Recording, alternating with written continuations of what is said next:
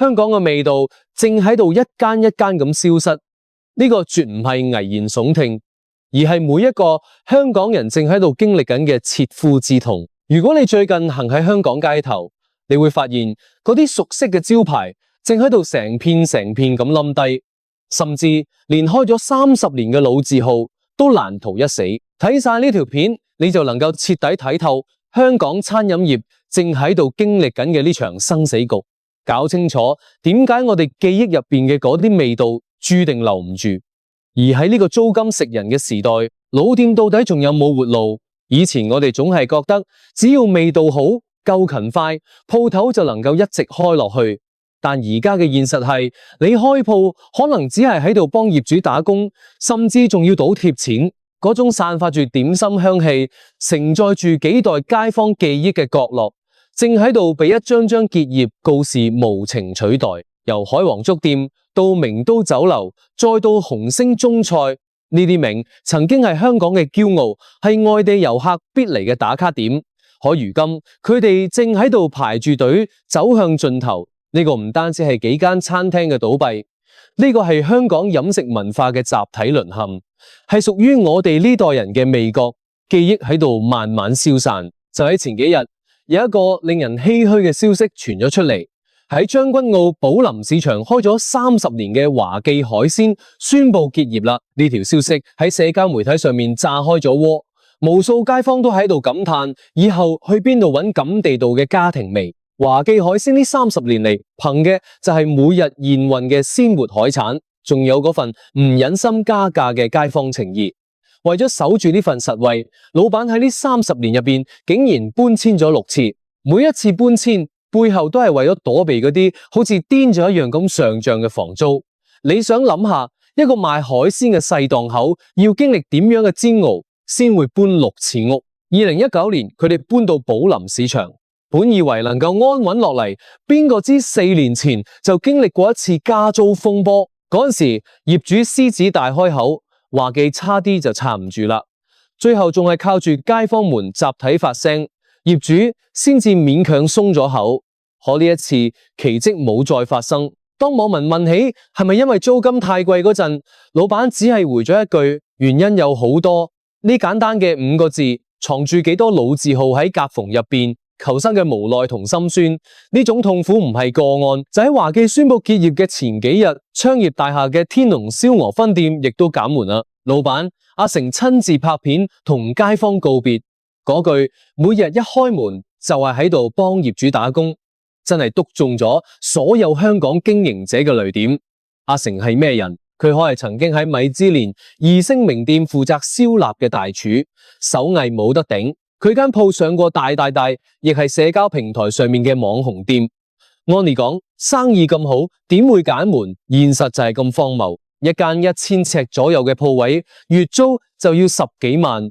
業主見到你生意好，客人多，第一反應唔係覺得大家共贏，而係覺得你賺多咗，即刻就要加租。原本辛苦忙咗1個月，仲可以剩翻啲辛苦錢。業主呢一加租，利潤直接歸零，甚至仲要蝕本經營。呢種沉重嘅租金壓力，就算你門前排隊嘅客人再多，亦都填滿業主個胃。阿成最後選擇咗放手，因為再撐落去就真係喺度用命幫業主爭房貸啦。好多香港人都喺度感嘆，香港嘅飲食業其實唔係被市場淘汰嘅，而係被業主陰乾嘅。有媒體講得特別準，呢啲細鋪嘅死因大多唔係因為嘢唔好食或者鋪頭太舊，而係因為要交租。嗰種生意好就加租，生意差無人幫嘅營商環境正喺度殺掉香港最具活力嘅嗰一面。上環嘅球哥燉湯因為被要求加租20%金咗，沙田嘅富東閣酒樓亦都係因為租金太貴，開支太重，捱唔住啦。我哋總係話香港有獨特嘅文化，有茶餐廳，有平價酒樓，有嗰啲喺深巷入邊嘅糖水鋪，呢啲係香港嘅靈魂。但係當情懷遇上冷冰冰嘅租金賬單，情懷往往係最先被犧牲咗嘅。更加令人揪心嘅係，高租金只係壓喺老店頭上嘅大山之一，喺山嘅另一邊，仲有人力成本、原材料成本同包裝成本嘅步步緊逼。而家嘅香港真係開門七件事，樣樣都係錢。如果我哋往深層入面睇，會發現老字號嘅危機唔單止來自外部嘅擠壓，仲有內部嘅遲緩。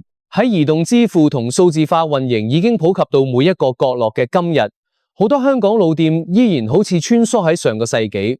佢哋堅持用現金交易，堅持手寫單據，甚至連個似樣嘅點餐系統都冇。雖然我哋成日話呢個叫人情味，但對於而家嘅年輕人嚟講，呢個叫效率低下。年輕人諗嘅係數碼埋單、快速攞餐，佢哋並冇嗰種非要坐喺老舊卡座入邊等半日單據嘅情結。呢種對改變嘅抗拒，令老店喺面對現代競爭嗰陣顯得手足無措。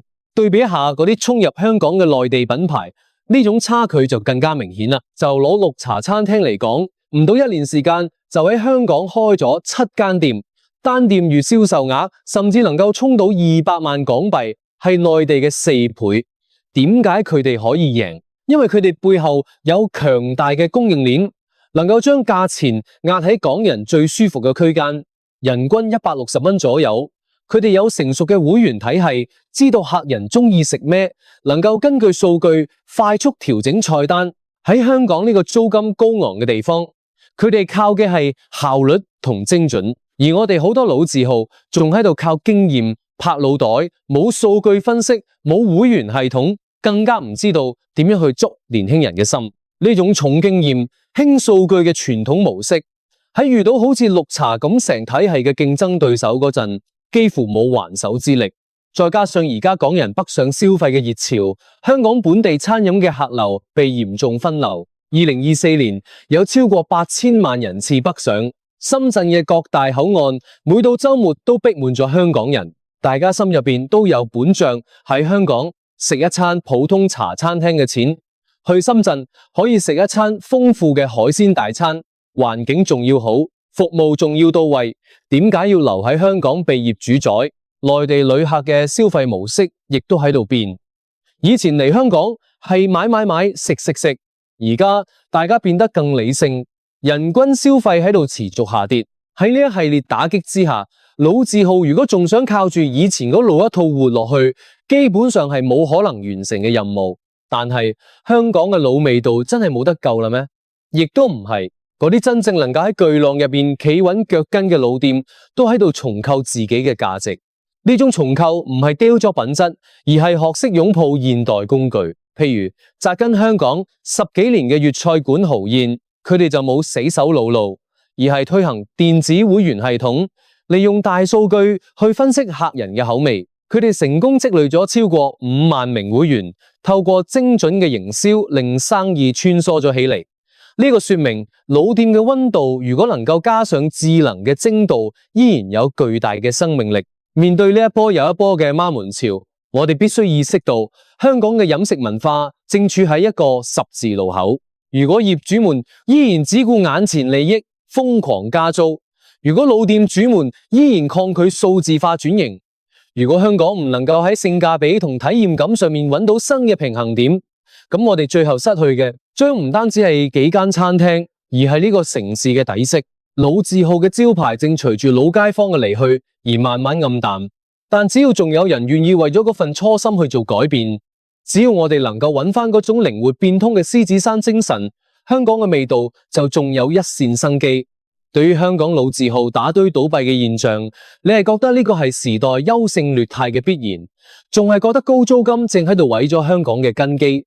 呢個係一個時代嘅落幕，亦係一場唔打唔得嘅生存戰。當高昂租金成為扼殺情懷嘅元兇，當北上消費同數字化浪潮雙重夾擊，香港老字號確實行到咗生死關頭。但消失嘅或者只係舊嘅經營模式，而非香港人骨子裏嗰份靈活變通。老味道要活落去，既需要業主嘅一份唇齒相依嘅遠見，更加需要老店喺守住初心嘅同時，學識擁抱數據同效率。香港嘅味道唔應只存在於發黃嘅相片裏邊，而應喺創新嘅爐火之中延續，守護呢份城市底色。需要經營者嘅覺醒，亦都需要每一個你嘅支持。歡迎喺評論區留低你嘅睇法，我哋一齊討論。如果你亦都覺得呢啲老味道值得被留低，請點讚、分享俾更多人。